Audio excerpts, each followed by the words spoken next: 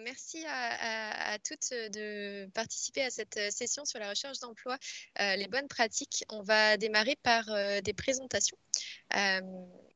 Euh, présentation très rapide. On va vous présenter après nos entreprises également très rapidement. Donc moi, je m'appelle Jessie Caudron. Je travaille en tant que talent sourceur chez Ubisoft Annecy. Pour ceux ou celles qui ne connaissent pas le métier de sourceur, c'est finalement aller chercher Jessie, les je suis candidats. désolée, votre son est très faible. On me fait Ah, la remarque comme vous entendez de loin. Alors là, parlez. est-ce que c'est mieux? C'est Oui, un c'est peu mieux. mieux, oui. C'est mieux. Super. Je m'excuse Excusez-moi, pour le c'est moi. problème de qualité. Donc effectivement, Talent Sourcer, je m'occupe d'aller finalement chercher les candidats et les candidates pour nos futures équipes.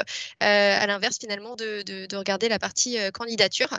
Voilà, Agnès, je te laisse la parole. Oui, alors moi je suis chargée de recrutement et de relations école chez Alpe Control. Si vous avez suivi l'atelier d'avant, j'ai déjà parlé un peu de mon poste, mais je vais reprendre. Avant, j'étais un petit peu comme Jessie, je faisais aussi de la recherche de profil. Je traitais par contre aussi les candidatures et je m'occupais aussi des entretiens.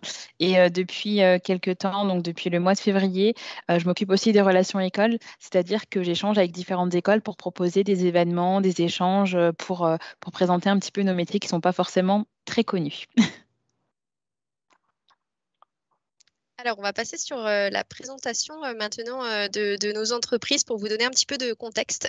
Comme je l'ai mentionné, je travaille avec Ubisoft Annecy, qui est un studio français qui fait partie du groupe Ubisoft, qui compte aujourd'hui 330 personnes, donc basées à Annecy.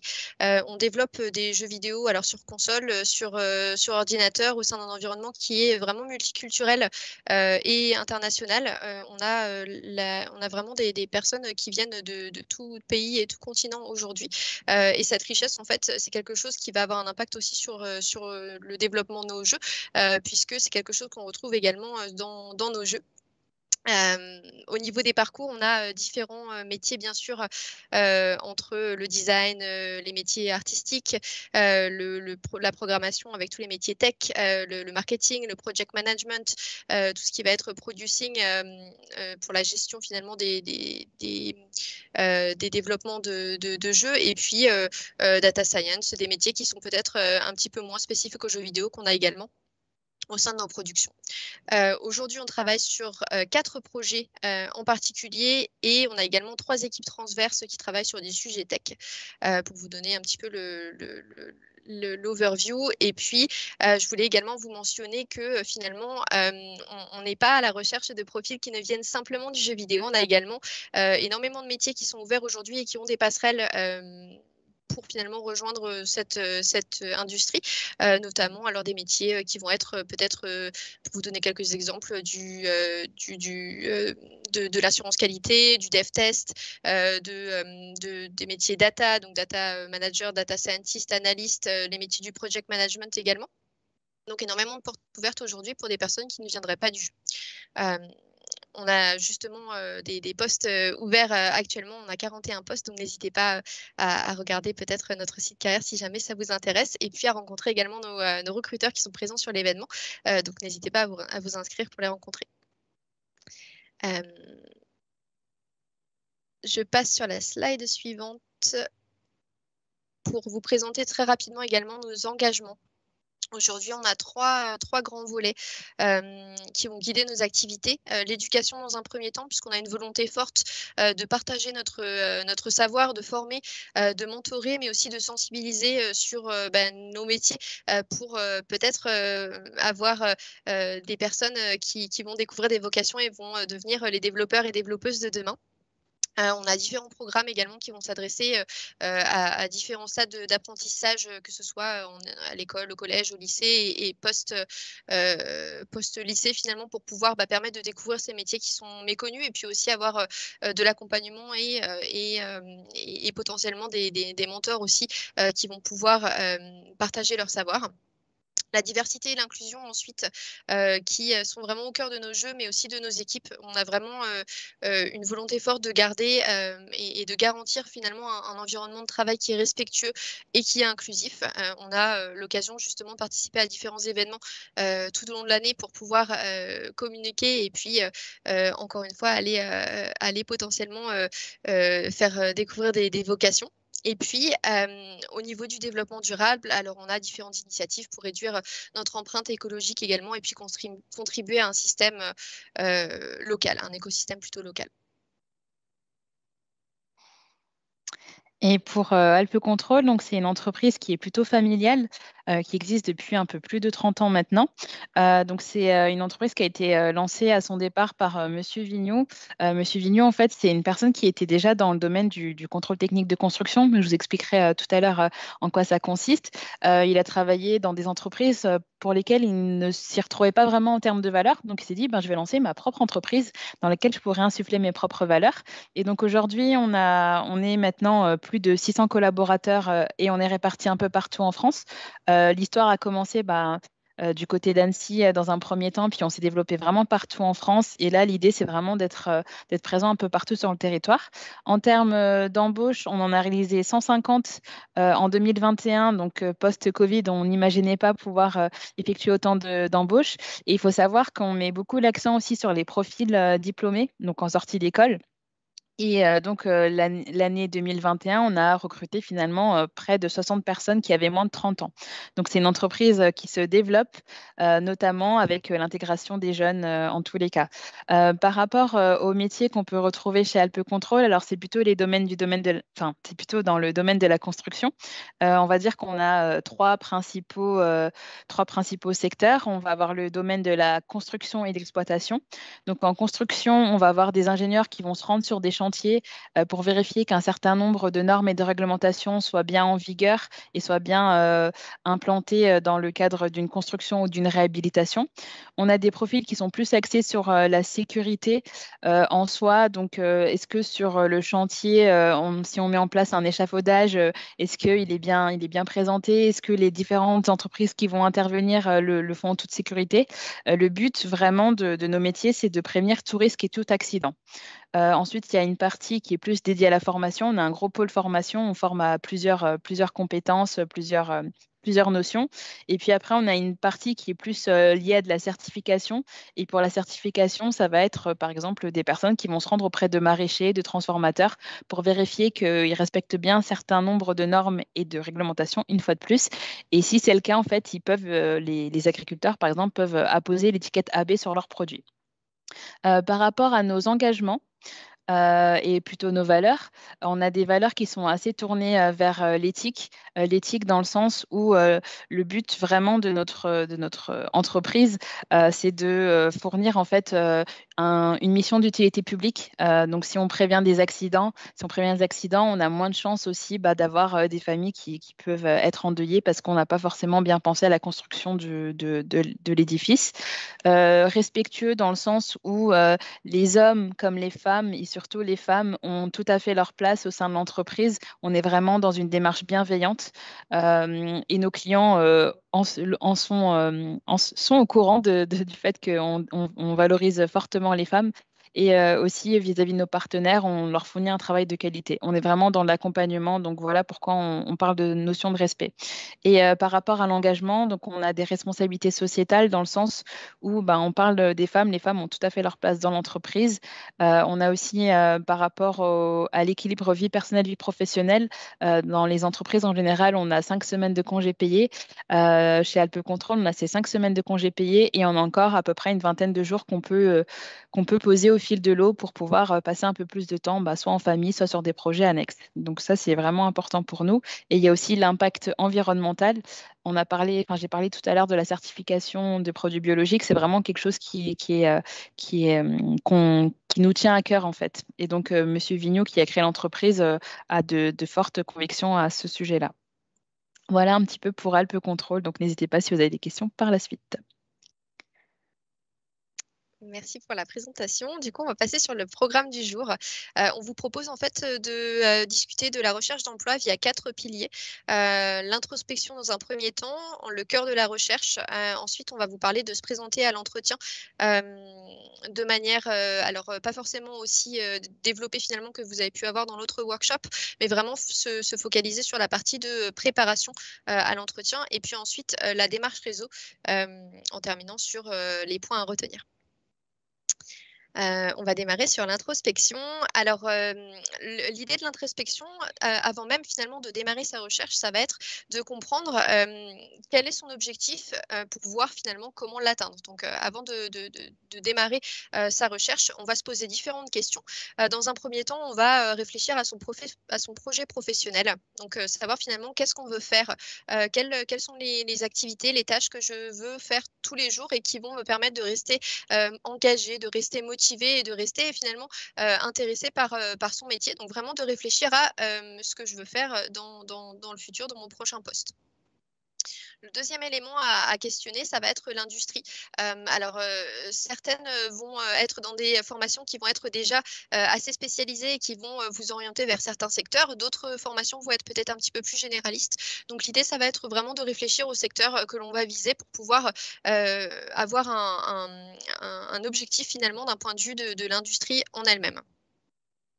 La localisation, alors ça, c'est quelque chose qui va vous permettre finalement d'organiser votre recherche, mais aussi de pouvoir être très précis sur le fonctionnement ou dans tous les cas sur votre mobilité lorsque vous allez dans un processus de recrutement, de savoir finalement si vous êtes capable de faire le trajet jusqu'au lieu de l'entreprise. Est-ce que ça va vous prendre 1h30 de transport?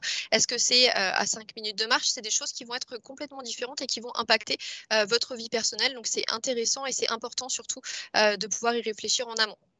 La relocalisation, c'est également un élément qui va être à réfléchir. Est-ce que vous êtes prête potentiellement à vivre dans une autre région et dans ce cas-là, de savoir dans quelle région. Ça, c'est des questions à vous poser qui vont avoir un impact important sur la suite de votre carrière. Les valeurs, c'est pas forcément un élément sur lequel on va se poser les questions de manière naturelle. Par contre, c'est très important puisque ça va finalement vous permettre de vous projeter potentiellement sur le long terme ou dans tous les cas d'être dans un confort de travail puisque vos valeurs potentiellement vont être équivalentes aux valeurs de l'entreprise que vous allez rejoindre. Donc, on va voir par la suite comment justement aller regarder un petit peu quelles sont les valeurs des entreprises que vous allez pouvoir cibler. L'environnement, c'est le dernier élément finalement sur les questions qu'on vous propose de vous poser. Ça va être finalement de réfléchir à quel environnement je veux avoir dans ma prochaine entreprise. Est-ce que je veux travailler dans peut-être un grand groupe, une entreprise très structurée qui va avoir des processus, qui va avoir peut-être un environnement qui va être assez rassurant puisqu'on va avoir une documentation qui va nous permettre de prendre ses marques rapidement? Ou est-ce que au contraire, alors pour aller dans les extrêmes, est-ce que je vais être dans une start-up où finalement on va être très autonome, on va devoir peut-être réagir assez rapidement dans un environnement qui va être peut-être qui va demander à être plus proactif. Donc ça, c'est des questions aussi qui vont être intéressantes et qui vont impacter les entreprises dans lesquelles vous allez postuler.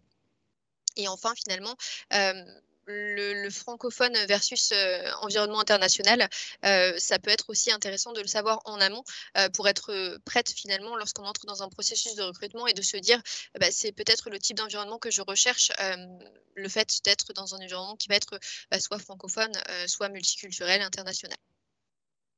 Au niveau des documents, alors on vous propose de réfléchir en amont à votre CV qui va être préparé et adapté, personnalisé finalement à votre candidature, mais également d'autres documents qui pourraient être pertinents finalement pour le poste visé.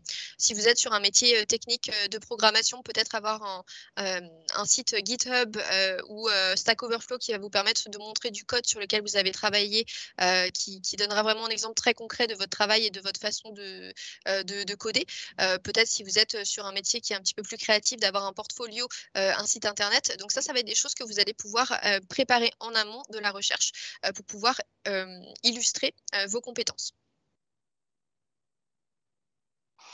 Donc maintenant, on va se consacrer plutôt à la partie recherche recherche de poste et d'emploi. Donc, sur cette partie-là, on a recensé un petit peu tous les endroits où il était possible de postuler. On n'y pense pas forcément, enfin, on pense pas forcément à tous les endroits possibles. Le premier endroit auquel on pense assez souvent, c'est le site carrière. Alors, qu'est-ce que le site carrière? En fait, il se distingue du site commercial. Si par exemple vous postulez chez Decathlon, il y a le site sur lequel vous faites vos achats, vous renseignez sur les produits, et il y a le site carrière, donc là qui est vraiment orienté pour tout ce qui est annonce, recherche d'emploi, présenter les métiers, présenter l'entreprise sous l'angle d'un employé en fait. Donc il y a le site carrière. Par mail aussi, donc si vous avez par exemple l'adresse mail du recruteur ou une adresse de contact, vous pouvez utiliser ce biais-là. Ça peut être par un employé. Vous connaissez quelqu'un qui travaille dans l'entreprise, vous avez eu un contact, vous lui envoyez un mail et donc cette personne, elle pourra appuyer votre candidature. Il y a aussi les réseaux sociaux professionnels, notamment LinkedIn, et on vous expliquera justement par la suite comment on peut utiliser LinkedIn pour votre recherche d'emploi. Il y a également les plateformes spécialisées. Par exemple, si vous êtes dans le secteur informatique, je sais que Wheel of Dev, ça peut être une plateforme assez intéressante. Après, il y en a plusieurs. Après, tout dépend de votre domaine. Il peut y avoir des choses qui sont particulières à votre domaine. On a la PECITA, par exemple, pour les métiers en agriculture et en agrologie. Donc là, après, il faut juste trouver, vous avez peut-être des personnes dans votre entourage qui connaissent des plateformes de ce type-là. Ensuite, on a les sites plutôt centraliseurs d'annonces. L'un des plus connus, je pense, ça va être Indeed. C'est vraiment la plateforme sur laquelle on retrouve la majorité des annonces. C'est un petit peu le réflexe de certaines personnes en tous les cas. Et puis après, il y a d'autres sites, Météo Job, Quel Job, Capa, Jobijoba, Pôle Emploi. Il y en a énormément. Je pense que s'il y en avait une sur laquelle il faudrait peut-être plus se concentrer, ce serait peut-être Indeed. Après, je ne sais pas ce que tu en penses, Jessie, par rapport au centraliseur d'annonces. Est-ce que tu as peut-être d'autres pistes qui sont intéressantes? Ouais, ça va vraiment dépendre finalement du milieu dans lequel vous allez postuler, mais Indeed et Pôle emploi en général vont quand même être assez utilisés par les entreprises, donc ça peut être deux sites, je pense, à prioriser. Et ensuite, on a ce qu'on appelle les job boards. Alors, je ne sais pas si vous comprenez un petit peu ce terme-là, mais les job boards, c'est des sites sur lesquels les entreprises peuvent diffuser leurs annonces. Donc, on a Indeed, Hello Work. Donc, avant, Hello Work s'appelait Région Job. Souvent, vous aviez, par exemple, rhône-alpes-job.com, etc. Donc là, c'est Hello Work. Il y a Pôle emploi, APEC, Monster et l'étudiant. Et en fait, ce sont des sites qui sont des bases de données dans lesquelles vous pouvez déposer vos CV. Et donc là, ce sont les recruteurs qui vont vous rechercher à l'aide de mots-clés, en fait, et donc ils vont pouvoir retrouver facilement votre CV. Donc ça, c'est aussi intéressant, à savoir que les recruteurs, en général, ils vont faire un tour sur ces job boards quotidiennement pour voir quels sont les nouveaux profils qui se sont actualisés. Et un conseil qu'on peut vous donner aussi, c'est de mettre régulièrement à jour votre profil et votre CV, comme ça, vous allez remonter dans les recherches récentes. Donc là, la vue d'ensemble qu'on a, c'est vraiment plutôt pour la France. C'est le constat qu'on a aujourd'hui. Par exemple, pour les réseaux sociaux professionnels, LinkedIn, c'est un petit peu le numéro un, on va dire, dans les réseaux sociaux professionnels. Mais par exemple, en Allemagne, c'est pas forcément LinkedIn le principal. Ça peut être Xing. Et en Russie, par exemple, LinkedIn n'est pas utilisé. Donc, il faut vraiment s'adapter au contexte de votre recherche d'emploi.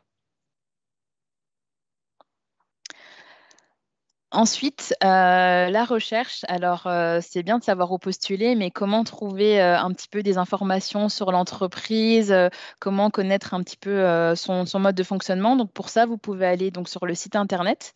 Donc, il y a le site commercial qui peut des fois donner un petit peu des indications sur la manière de communiquer. Il y a aussi le site carrière dont on parlait tout à l'heure, qui vous donne un peu des indications. Des fois, vous avez des photos aussi des salariés qui sont mis dans leur contexte. Ça permet aussi peut-être de déceler un petit peu l'environnement, voir si c'est plutôt quelque chose qui vous convient ou pas. Si vous voyez des photos, il n'y a que des personnes qui sont en tailleur et en costard et que vous dites, moi, c'est pas trop mon état d'esprit, je me sens pas travailler comme ça, ça peut vous donner des indications. Ensuite, il y a la partie, vous pouvez aussi, pour vous renseigner sur l'entreprise, suivre son actualité. Pour suivre son actualité, ça peut être, par exemple, sur LinkedIn, des fois, elle propose du contenu. Ça peut être aussi sur des articles de presse, par exemple, sur des blogs. Vous pouvez trouver beaucoup d'informations par ce biais-là. Et après, vous avez les pages entreprises des différents médias. Donc, les différents médias, donc, on parle beaucoup de LinkedIn, mais il y en a d'autres aussi qui existent pour vous permettre de mieux comprendre l'environnement et les valeurs de l'entreprise. Il y a Welcome to the Jungle qui est assez visuel. Il y a Job Teaser aussi, qui fonctionne un peu de la même manière, on va dire. Et il y a aussi YouTube. Sur YouTube, n'hésitez pas à regarder les entreprises si elles ont des vidéos, soit de présentation de métier, des fois elles présentent des projets, ce genre de choses, ça peut grandement vous aider. Ensuite, comment faire pour savoir quelle entreprise cibler? Pour ça, en fait, vous pouvez tout simplement taper sur Google le mot avis et vous mettez le nom de l'entreprise. Et des fois, vous avez des commentaires qui peuvent ressortir, alors en bien ou en mal. Ça vous permet un peu de définir si l'entreprise peut vous convenir. Vous pouvez le faire alors d'un point de vue employé en fait, et vous pouvez le faire aussi de manière, si vous regardez les avis sur Google directement, des fois sur les pages d'entreprise, ça peut vous donner aussi une idée de comment sont traités les clients et de vous dire est-ce que moi ça me convient ou non. Euh, et puis, pour aller plus loin, vous pouvez aussi aller sur des sites tels que Glassdoor ou Indeed, où là, en fait, vous avez des employés qui mettent des notes à leur entreprise. Si vous voulez, c'est un petit peu les TripAdvisor des entreprises. Et donc, sur ces plateformes-là, vous pouvez voir ce que les personnes pensent de leur entreprise, du management, les avantages. Il y a aussi des fois des personnes qui ont passé des entretiens dans ces entreprises-là qui peuvent vous dire comment ça s'est passé, quelles questions on leur a posées, etc. Donc, vous pouvez avoir beaucoup d'informations sur ces plateformes-là. Et donc, toutes ces recherches vont permettre aussi d'identifier les valeurs de l'entreprise. Comme on l'a vu un peu plus tôt, les valeurs, c'est vraiment important pour savoir si l'entreprise peut vous correspondre. Voilà. Souvent, on se pose la question, est-ce que mon profil va plaire à l'entreprise? Mais posez-vous aussi la question, est-ce que l'entreprise va convenir à mon profil?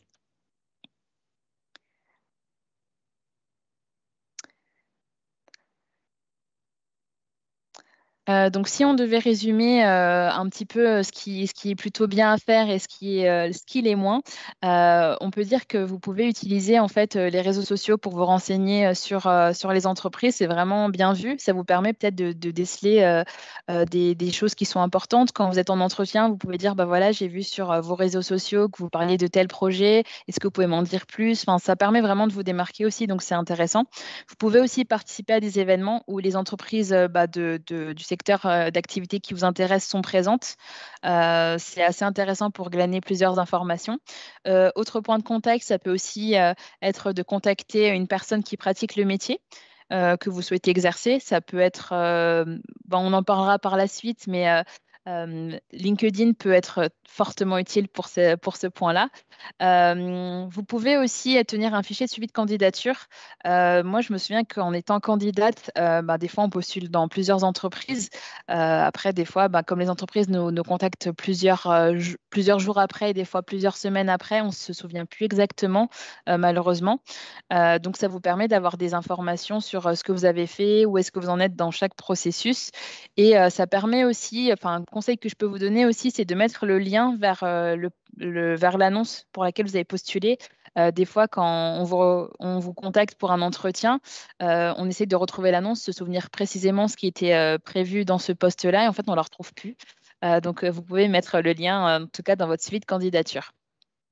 Ce qui est peut-être moins à faire, c'est vraiment de postuler sans avoir lu entièrement l'annonce. Des fois, il y a des critères qui sont vraiment exigés dans le cadre du poste. Donc, si vous n'avez pas lu l'annonce, vous risquez de passer un peu à côté de ça. On vous déconseille aussi, ce qui m'arrive par moment, c'est de recevoir un CV qui est envoyé. En fait, je vois le nom de toutes les entreprises dans lesquelles la personne a candidaté. Donc, je me dis finalement, on n'est peut-être pas forcément l'entreprise cible. On est un peu une entreprise parmi tant d'autres. Ça arrive de recevoir un CV où il y a 50 personnes en copie. Donc, on se dit, en fait, est-ce que la recherche est vraiment ciblée ou pas? C'est un peu dommage. Ce qu'on peut vous donner aussi comme autre conseil, c'est d'éviter de perdre trop de temps et perdre trop d'énergie en postulant vraiment partout sans que ce soit ciblé. Il vaut mieux que vous vous concentriez sur peut-être un nombre plus restreint d'entreprises. Par exemple, je ne sais pas, vous concentrez sur seulement une dizaine d'entreprises, mais vous faites des candidatures de qualité. Voilà un petit peu les retours qu'on peut vous dire. Donc, vraiment, pensez vraiment à personnaliser votre candidature et c'est d'autant plus facile quand on se restreint à un certain nombre d'entreprises.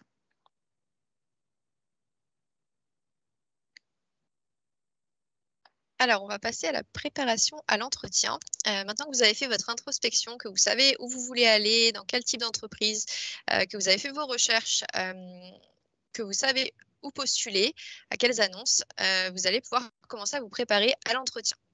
Alors, l'idée de se préparer à l'entretien, ça va permettre finalement, de vous rassurer, de pouvoir, dominer ses peurs, de pouvoir avoir plus, de confiance en soi, quand on arrive, puisqu'on sait de quoi on va parler, on sait, finalement, on a fait, cette préparation en amont qui permet, d'avoir, pris du recul sur ses expériences, d'avoir retrouvé la mémoire aussi puisque parfois, il y a des choses, qu'on n'a pas fait, finalement il s'est passé un petit peu de temps depuis les expériences, donc ça permet aussi de se remettre un petit peu, de retrouver la mémoire sur ces expériences-là.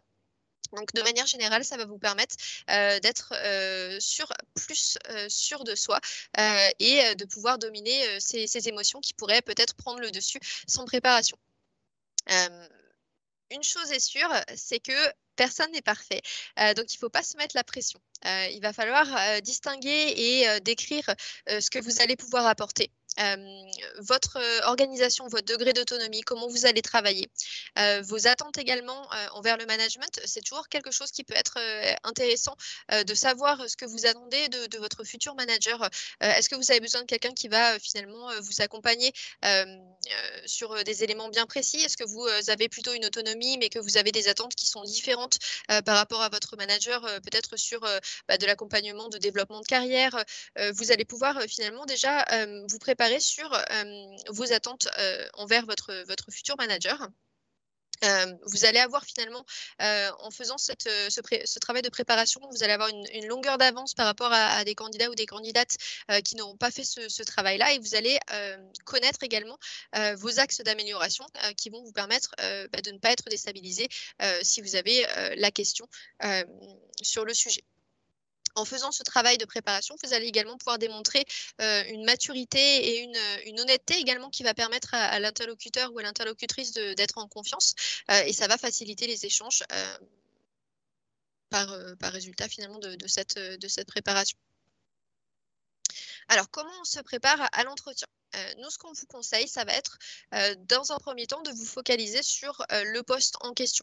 Ce que vous allez pouvoir faire, c'est que vous allez, noter, les points clés du poste que vous allez avoir trouvé, finalement dans l'annonce, ou, sur le site internet, sur le site carrière. Donc vous allez pouvoir, reprendre note, du titre, du statut, du type de contrat, de la durée, du début de contrat, des horaires, tous ces éléments-là finalement pour les avoir, tous au même endroit et être sûr, de ne pas avoir, manqué un élément. Vous serez prêt, vous aurez, tous ces éléments-là pour en discuter lors de l'entretien. Vous allez pouvoir également, faire le lien entre vos compétences et les éléments finalement qui sont demandés, les critères, de recrutement pour le poste donné. Donc vous allez pouvoir, préparer pour chaque compétence, vos arguments, des exemples, d'expériences que vous avez pu avoir qui sont peut-être similaires ou qui sont, transférables, qui ont des compétences transférables.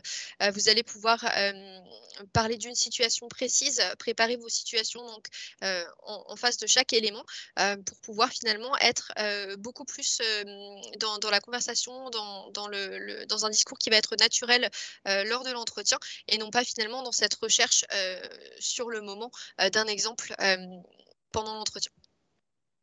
Ensuite, vous allez pouvoir noter les éléments que vous ne comprenez pas, alors que ce soit finalement, dans l'annonce ou, des éléments que vous ne comprenez pas par rapport, à l'activité de l'entreprise pour pouvoir préparer vos questions. On l'a entendu, lorsque la session d'avant a terminé, de bien préparer ces questions et de savoir finalement, hem, ce qu'on va pouvoir, poser, à la fin de l'entretien puisque c'est quelque chose qui va vous être demandé quasiment systématiquement.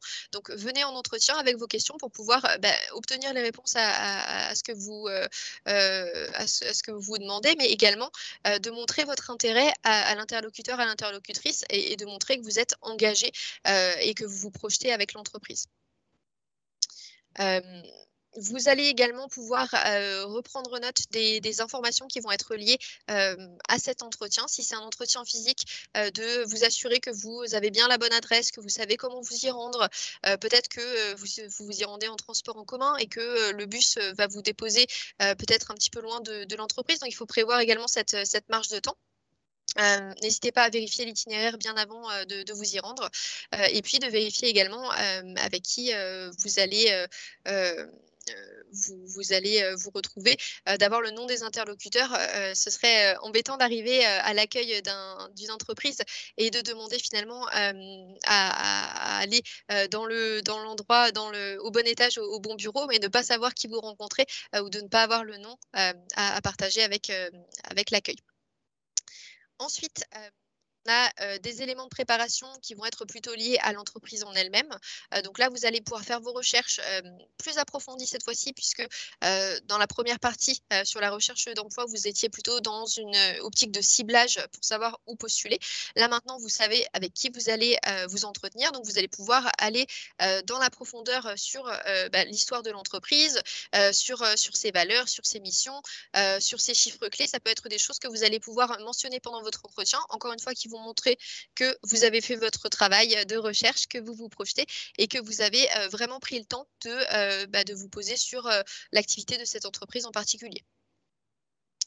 Vous pouvez regarder également, comme on l'a mentionné dans les slides précédentes, l'actualité des articles de presse. Si vous avez peut-être vu un article qui est passé récemment sur le LinkedIn de l'entreprise, de le mentionner également en démarrant la conversation peut-être sur une question que vous aviez prévue. Ça va permettre vraiment de fluidifier aussi la conversation. Et puis le dernier élément, ça va être de vous renseigner sur vos interlocuteurs et vos interlocutrices. Ça va vous mettre en confiance dans un premier temps, puisque vous allez pouvoir avoir une idée de qui vous allez rencontrer. Vous n'y allez pas à l'aveugle. Et puis ça va vous permettre aussi d'avoir un contexte, de savoir quel a été le parcours de la personne que vous allez rencontrer et potentiellement de lui poser des questions également par rapport à cette idée que vous avez de son parcours. Peut-être que la personne est dans l'entreprise depuis 6 mois. Vous allez pouvoir lui demander comment vous avez trouvé vos 6 premiers mois dans l'entreprise. Est-ce que ça correspondait à l'image que vous étiez faite du poste? Est-ce qu'il y a des éléments que vous appréciez en particulier depuis que vous êtes arrivé? Vous allez vraiment pouvoir finalement personnaliser votre échange avec l'interlocuteur ou l'interlocutrice en vous étant renseigné sur son parcours. Donc, les aspects à retenir finalement, c'est que un entretien, en fait, ça commence à partir du moment où vous sortez soit du métro, soit du train, soit dès que vous prenez votre vélo ou même des fois dès la sortie du lit. Mettez-vous déjà en bonne condition pour réaliser l'entretien pour que vous soyez le plus à l'aise possible.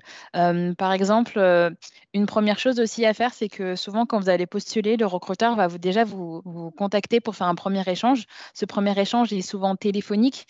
Ça va durer, ça dépend des entreprises, mais des fois ça dure entre 15 à 20 minutes, ça peut aller jusqu'à 1 heure. Si par exemple on vous appelle à un moment où vous n'êtes pas forcément très à l'aise, ça m'est déjà arrivé d'appeler des candidats qui étaient dans le bus, mais qui voulaient à tout prix échanger avec moi, alors que finalement, j'entendais pas grand-chose, donc c'est pas forcément la meilleure chose à faire. Donc n'hésitez pas à dire aux recruteurs qui vous contactent, par contre, pour le moment, je ne suis pas disponible tout de suite, soit je suis au travail, Enfin, peu importe, n'hésitez pas à reprogrammer l'entretien à votre convenance. Comme ça, vous serez déjà beaucoup plus à l'aise. Et ça vous permet, dans certains cas aussi, de se remémorer un petit peu l'entreprise, revenir un petit peu sur différents points et ça vous permettra d'être moins déstabilisé. Par rapport à la tenue, alors ça, il y a beaucoup de débats par rapport à ça, mais je pense que le tout, c'est d'avoir une tenue qui est plutôt appropriée. Si vous allez dans une entreprise, par exemple dans une banque, je pense que le fait de venir avec un jean troué, délavé, c'est peut-être pas forcément la meilleure tenue, mais il y a d'autres entreprises où le fait de venir de cette manière, c'est pas du tout gênant. Le tout, c'est d'être vraiment dans une tenue dans laquelle vous puissiez être un minimum confortable.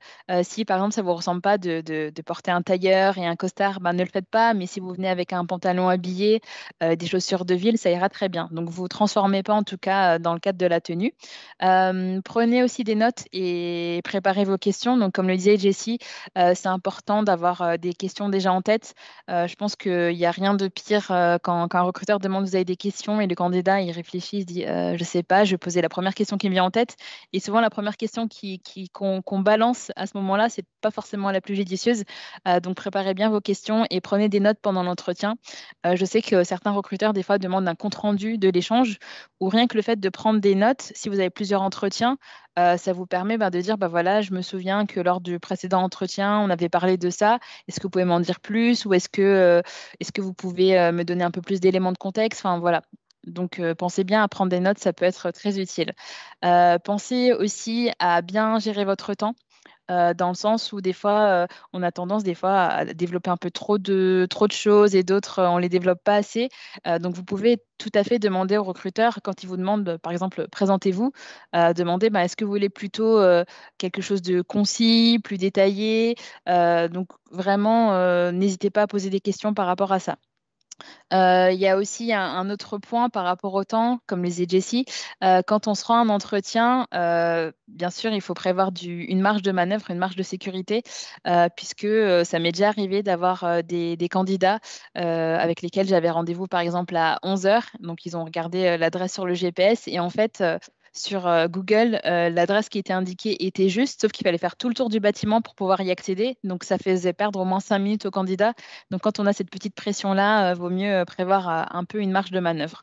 Et donc, après, il y a aussi une astuce qu'on peut vous donner, c'est celle d'appliquer la méthode STAR. Donc, STAR, donc S comme situation, T comme tâche, A comme action et R comme résultat. En fait, quand vous allez expliquer votre expérience, vous allez dire l'entreprise souhaitait développer un nouveau produit. Donc ça, c'est la situation.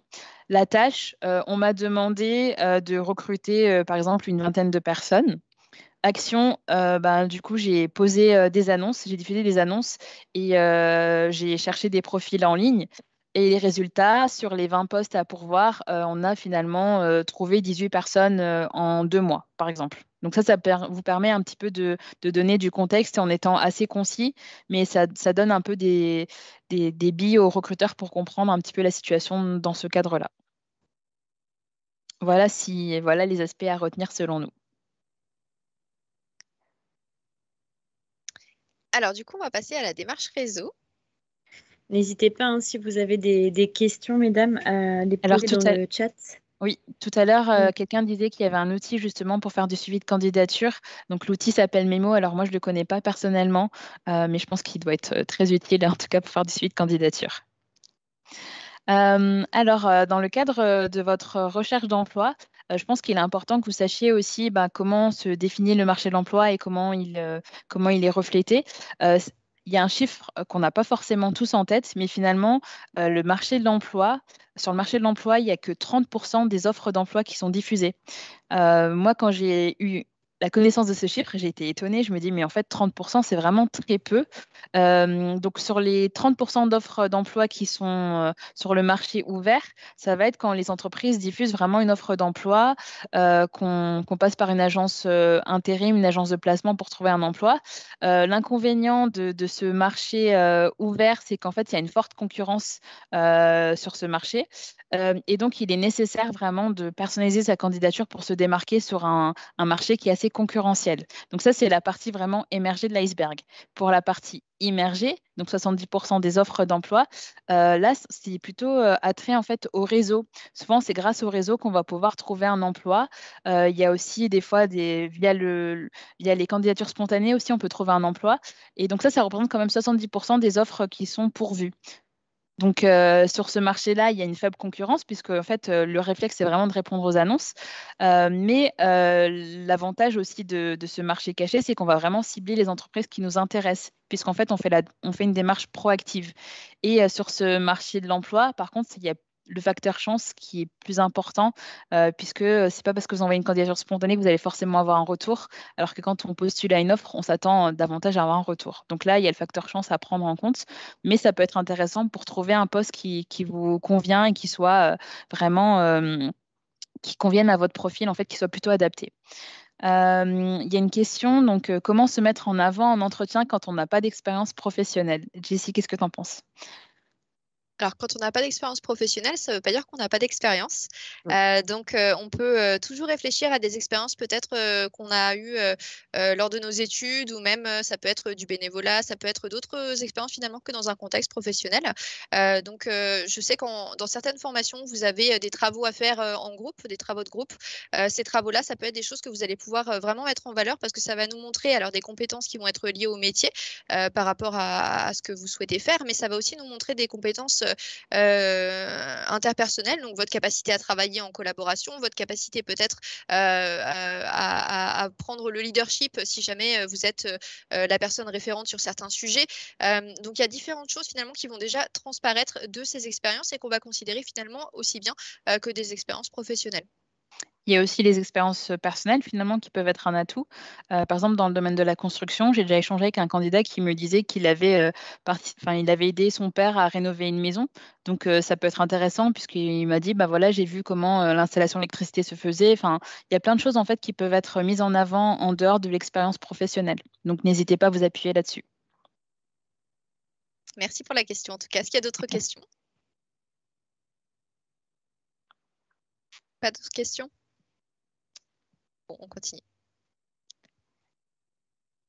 Alors, pour rester donc sur le réseau, on va vous parler un petit peu des raisons pour lesquelles on peut et on voudrait avoir une démarche réseau. On a parlé du marché caché de l'emploi, mais finalement, il y a d'autres raisons qui sont tout aussi importantes. Moi, je vous en présente 4 aujourd'hui. La première, ça va être votre personal branding, ou en français, c'est l'image de marque personnelle. Cette image de marque personnelle, en fait, ça va être votre visibilité sur Internet, votre visibilité sur les réseaux sociaux.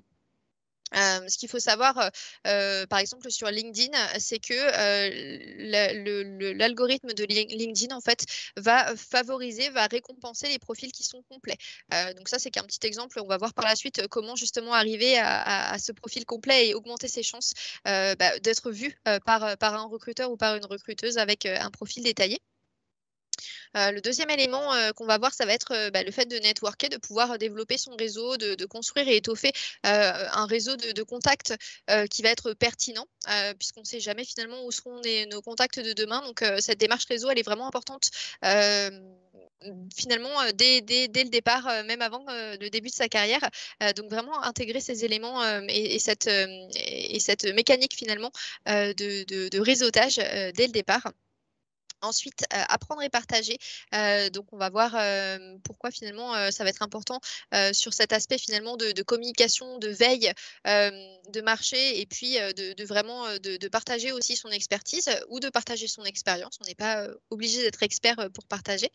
Et puis, l'élément donc de recherche d'emploi, c'est peut-être celui que vous connaissez le plus puisque sur LinkedIn, en fait, on a un système d'annonces qui permet de postuler directement à des postes qui ont été affichés par les entreprises. En 2021, pour vous donner une petite idée, il y avait 14 millions d'emplois ouverts sur LinkedIn. Donc, ce n'est pas du tout un site qu'il faut mettre de côté. Il faut au contraire l'intégrer dans votre démarche de recherche d'emploi. Justement, par rapport à LinkedIn, donc on va vous donner quelques chiffres pour vous donner un peu une idée. Il faut savoir qu'il y a quand même 23 millions de personnes qui sont inscrites sur LinkedIn en France, mais sinon dans le monde, il y en a 800 millions. Donc c'est vraiment énorme. Il y a de quoi faire en tout cas sur cet outil-là. Donc sur Facebook, à contrario, on a 40 millions de membres actifs par mois.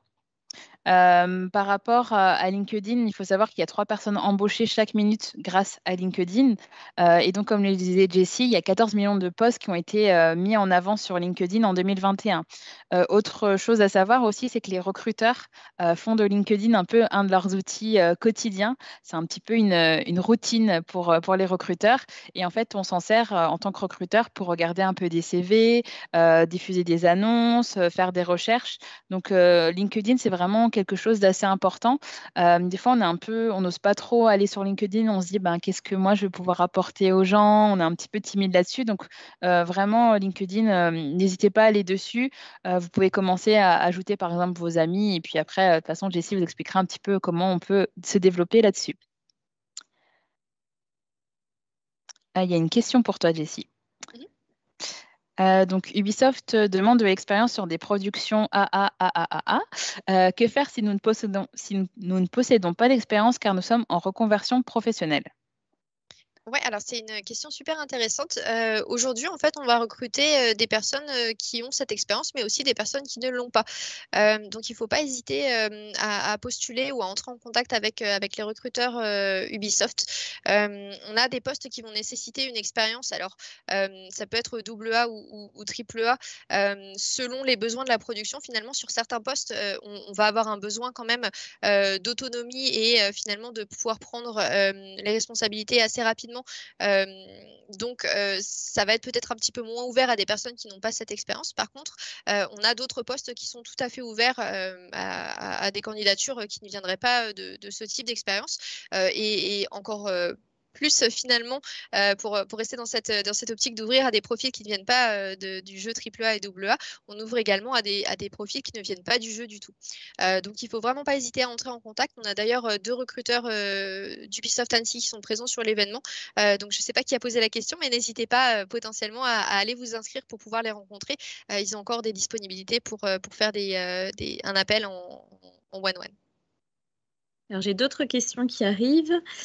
Pour Ubisoft, à nouveau, à quoi peut-on s'attendre en entretien technique pour vos postes d'animateur 3D ou artiste technique? Alors, ça va être des postes qui sont assez différents entre l'animation et les postes de tech artiste. Les entretiens techniques, alors on a différents processus qui vont être finalement adaptés à chaque production. Mais en général, on va avoir plutôt un test technique qui va pas être un entretien, mais qui va être un test à faire chez soi, qui va vous laisser le temps finalement de pouvoir travailler dessus sans avoir l'interlocuteur finalement qui va vous donner les questions en direct. Donc vous avez ce temps finalement à la maison pour pouvoir travailler sur le test technique. Et ensuite, dans l'entretien qui suit le test technique, vous avez la possibilité d'échanger sur ce test. Ça fait finalement un petit peu office de support de discussion, vraiment de base de discussion pour pouvoir échanger ensuite avec l'interlocuteur. On a une autre question. Bonjour, concernant la plateforme LinkedIn, les badges de compétences sont-ils pris en compte par les recruteurs? Merci pour votre réponse. Je ne sais pas ce que tu en penses, Jessie. Moi, personnellement, je n'utilisais pas forcément les badges de Enfin, ça dépend ce que vous appelez badges de compétences. Est-ce que c'est les badges qui attestent que vous avez passé une formation sur LinkedIn ou est-ce que c'est le lieu où on met en fait toutes nos compétences? Si c'est le badge à titre personnel, je vous avouerai que j'y porte pas forcément une importance capitale, on va dire, mais je vais plutôt me consacrer aux mots-clés que vous avez utilisés dans vos compétences, en fait, et dans vos descriptions de poste, etc. Ouais, je te rejoins là-dessus. Pour le coup, ça va être à partir du moment où le mot-clé, dans tous les cas, est sur votre profil, ça va permettre à votre profil d'être trouvé. Donc, peu importe finalement si ça fait partie d'un badge de compétences ou si c'est dans une rubrique autre, à partir du moment où le mot-clé est là, on va vous trouver. Donc, par rapport au mode de fonctionnement de LinkedIn, pour ceux qui ont pas eu l'occasion encore d'utiliser la plateforme, donc il faut savoir qu'il y a 3 niveaux de relation. Donc, le premier niveau de relation, c'est les personnes avec lesquelles vous êtes en connexion. Donc, du coup, en général, si vous avez 800, enfin, vous avez, par exemple, si on part sur une base de 800 personnes dans votre cercle de relation, vous allez avoir un deuxième niveau de relation. Donc, le deuxième niveau de relation, ce sont des personnes qui ont une personne en commun avec vous. Donc là, si vous en avez 800 au départ, vous avez comment on dit, comment on dit, Jessie, une cible, enfin comment dire, une portée, voilà, une portée, Oui, c'est le mot que je cherchais, une portée de 320 000 personnes. Ensuite, si on va au troisième niveau, donc là, ce sont les connexions de vos connexions. Et donc, à ce moment-là, vous avez une portée de 15 millions de personnes. Donc là, c'est vraiment énorme. Donc, plus vous allez avoir un réseau important et plus les personnes qui pourront avoir accès à votre contenu va être importante. Donc, de 800, on passe à 15 millions, c'est énorme en fait. Donc, n'hésitez pas à développer votre réseau.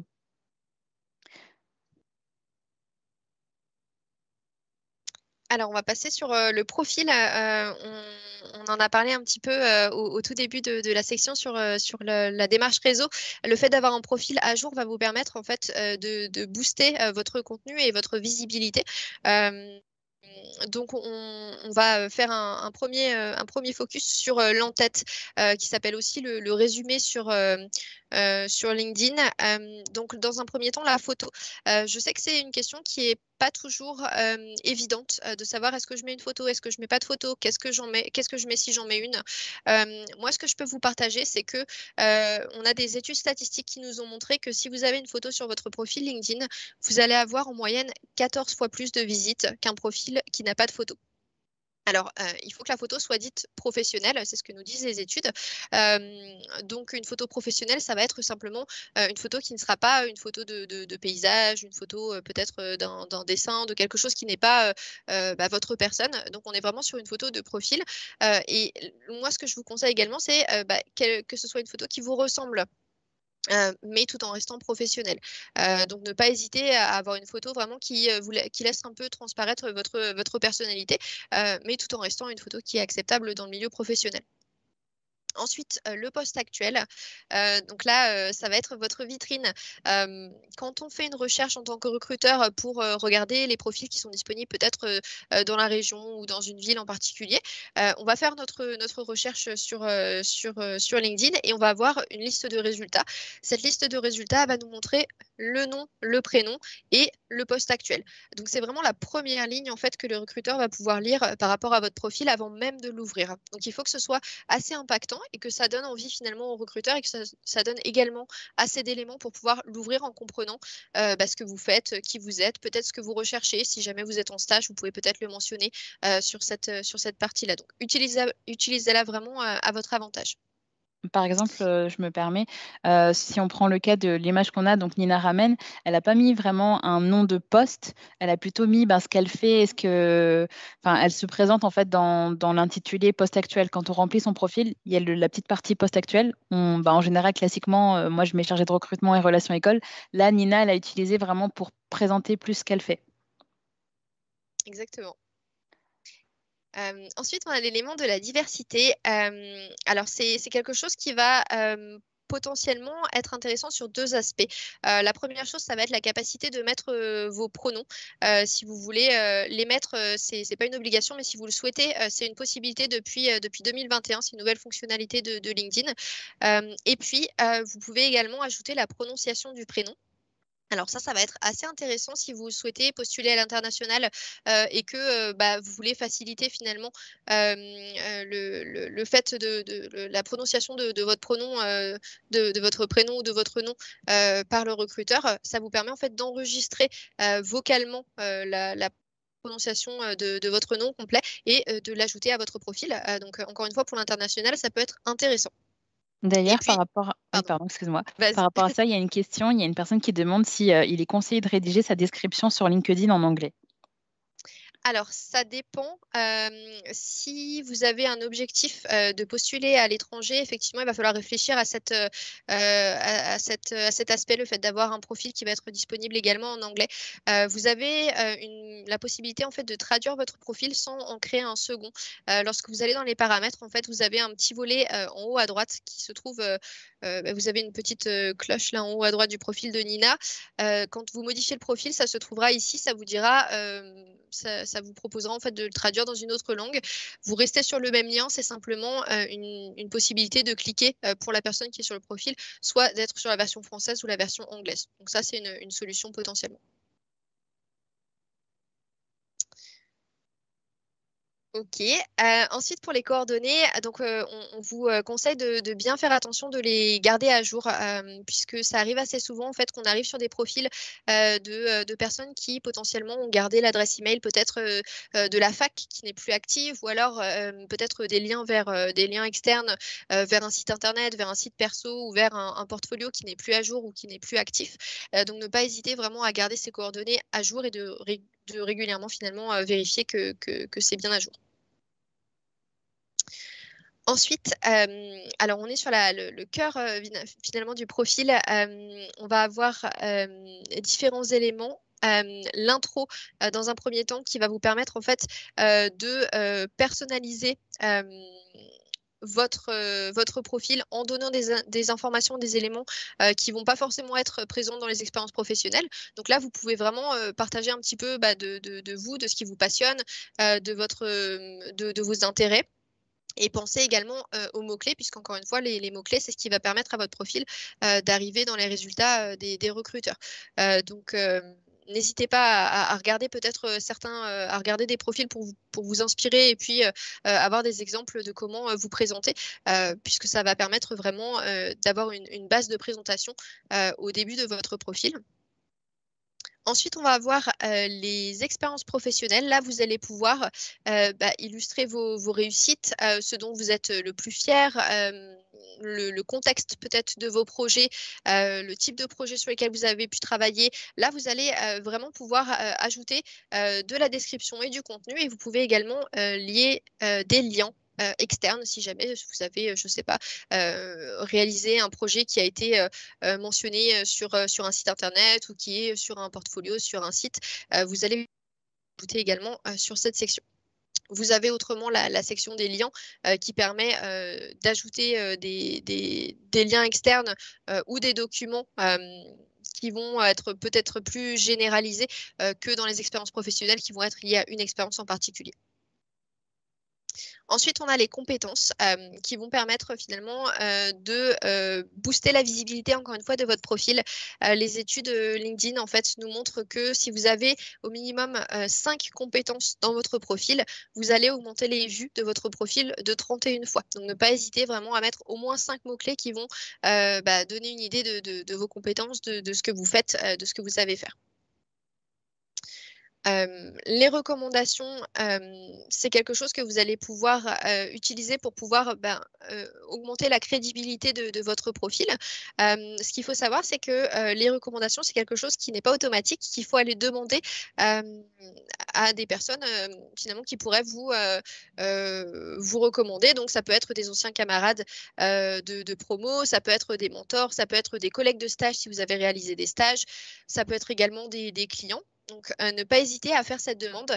Vous allez dans tous les cas recevoir le brouillon de la recommandation avant de la valider. Donc, vous avez toujours finalement la possibilité de demander des modifications si ça ne vous convient pas.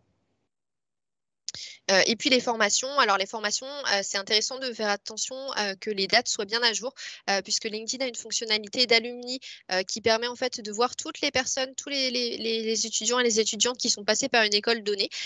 Donc ça permet aux recruteurs potentiellement d'aller regarder qui est sorti et de quelle promo. Donc n'hésitez pas à bien faire attention à ces dates-là. Le dernier conseil qu'on va vous proposer sur le profil LinkedIn, ça va être de vérifier votre URL, le lien donc qui est attaché à votre profil professionnel. Il vous est donné en fait par défaut un lien qui n'est pas toujours évident à retenir ou à écrire, donc n'hésitez pas à aller dans les paramètres pour le modifier. Par exemple, pour le profil d'Agnès, vous allez pouvoir modifier en mettant linkedin.com et ensuite /Agnès Noléo. Comme ça, on sait quel est ce lien et on sait comment, on sait tout de suite finalement qui est derrière ce lien. Alors du coup, il est midi, il nous reste vraiment très très peu de temps, donc n'hésitez pas déjà à mettre vos premières questions, on aura peut-être encore le temps d'en prendre quelques-unes. Si finalement on devait résumer un peu à quoi sert LinkedIn, Jessie, qu'est-ce que tu dirais? Écoute, pour résumer un petit peu LinkedIn et son utilisation, je pense que ça va être pour la recherche d'emploi un outil qu'il ne faut pas négliger. On a la section Open to Work que vous pouvez utiliser, les annonces, vous pouvez accéder au nom des recruteurs. Donc ça, c'est vraiment un outil à avoir dans sa toolbox, dans sa boîte à outils. D'un point de vue du networking, ne pas hésiter à se connecter avec les personnes qui pourraient potentiellement être intéressantes par rapport à notre industrie. Ça peut être des collègues, ça peut être des personnes qui visitent son profil, ça peut être des personnes rencontrées à des événements, on parlait des événements tout à l'heure. Et pour la visibilité, oser publier, oser réagir à des posts pour pouvoir, encore une fois, avoir un engagement qui va vous permettre de vous connecter avec ces personnes, d'avoir des interactions et qui va vous permettre de continuer à construire cette marque personnelle.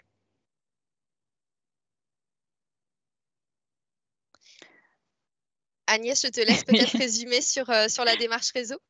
Sur la démarche réseau, alors une chose qui est importante, c'est vraiment faites un profil qui vous ressemble. Soyez vraiment authentique et honnête. C'est pas la peine de mettre des éléments en avant si ça ne vous ressemble pas. Soignez bien votre profil. Donc on le dit tout à l'heure, par exemple votre photo, une photo plutôt professionnelle. Vérifiez dans votre intro qu'il n'y ait pas par exemple de faute d'orthographe, de faute de grammaire. Mettez vos expériences à jour, vos coordonnées à jour, comme on le disait tout à l'heure. Les liens aussi, vérifiez bien qu'ils soient toujours à jour. Comme le disait Jessie juste à l'instant, osez engager des conversations avec les personnes. Des fois, on est un peu timide, on se dit, mais qu'est-ce que je peux lui dire? On est tous passés par là, donc il faut vraiment oser. Donc, LinkedIn, c'est vraiment un outil qui peut vous être utile dans votre recherche d'emploi. Et sur les choses qu'on vous conseille moins de faire, donc la photo, on en a déjà suffisamment parlé. Donc, le profil qui soit trop détaillé ou pas assez détaillé, ça peut être aussi assez gênant, ça peut renvoyer une mauvaise image de vous. Mais une chose qu'on doit retenir aussi, c'est que souvent, ce qui nous arrive en tant que recruteur, c'est un peu notre quotidien, c'est qu'en fait, on a quelqu'un qui nous parle et qui nous envoie son CV comme ça, alors qu'on n'a jamais échangé avec elle. Je pense que moi aussi, je le faisais un petit peu naïvement de cette manière, mais pensez peut-être déjà à commencer à engager une conversation. Vous pouvez avoir accès au profil du recruteur, trouver peut-être des choses, des anecdotes, des choses, enfin, des éléments communs que vous pourriez peut-être prendre avant d'échanger avec une personne, dire, bah voilà, j'ai vu que vous aviez fait telle école, moi aussi j'ai fait cette école. Enfin, trouver des éléments communs pour engager la conversation. Balancez pas juste votre CV à la personne, surtout si vous le faites avec des personnes qui pratiquent votre métier. Elle va se dire, bah oui, bah moi je suis pas recruteur, pourquoi tu m'envoies ton CV? Trouvez déjà des points communs pour engager la conversation. Et donc, si on avait un dernier mot à vous donner, Jessie, je te laisse du coup donner le petit dernier mot. Yes. Alors la première chose, ça va être le ciblage. On en a parlé. N'hésitez pas à vraiment cibler les entreprises dans lesquelles vous allez postuler et dans lesquelles vous vous voyez potentiellement dans le futur. Le deuxième élément, c'est la qualité versus la quantité. On en a parlé aussi tout au long de la présentation. N'hésitez pas à postuler peut-être moins, mais de manière plus réfléchie et plus personnalisée, de prendre le temps finalement de personnaliser vos candidatures et vos approches finalement, que ce soit aussi sur la démarche réseau. Et enfin, ayez confiance. Vous avez travaillé, vous avez étudié, vous avez réfléchi à ce que vous souhaitez faire dans le futur. Donc, il faut pas hésiter vraiment à être fier de soi, à être fier de ce qu'on a accompli jusque-là et surtout à vouloir à savoir où on va. Donc, ne pas hésiter à avoir confiance. Et une dernière chose aussi qu'on vous a préparé, on vous a préparé ce qu'on appelle une toolbox ou une boîte à outils avec des liens qui pourront vous aider. Alors, ça peut être des liens pour réaliser son CV, des liens pour comprendre comment fonctionnent les recruteurs, comment fonctionne LinkedIn. Donc, vous pouvez aller sur l'adresse email qu'on a indiquée. Donc, vous aurez la liste de tous les liens qui peuvent vous être utiles. Vous pouvez Vous aussi avez scanner le aussi. QR code. Voilà. N'hésitez surtout pas à poser vos questions maintenant. L'atelier se termine, donc s'il y a des questions, je vais les lire ou les transmettre directement sur notre chat interne. Sinon, voilà, si on n'avait pas de questions, effectivement, l'atelier se termine. Un grand merci pour votre connexion, pour votre participation. Mesdames les recruteuses, un grand merci pour la qualité de cet échange. Merci à vous toutes d'avoir été présentes et n'hésitez pas à vous connecter si vous avez des questions par la suite. On reste disponible bien évidemment, donc n'hésitez pas à vous connecter. Merci à toutes. Je crois que c'était une présentation très très claire. Merci bien. Merci. Beaucoup. Bonne Très belle journée. journée. Bonne À plus journée tard. à Au revoir. toutes. Au revoir. Au revoir. Au revoir.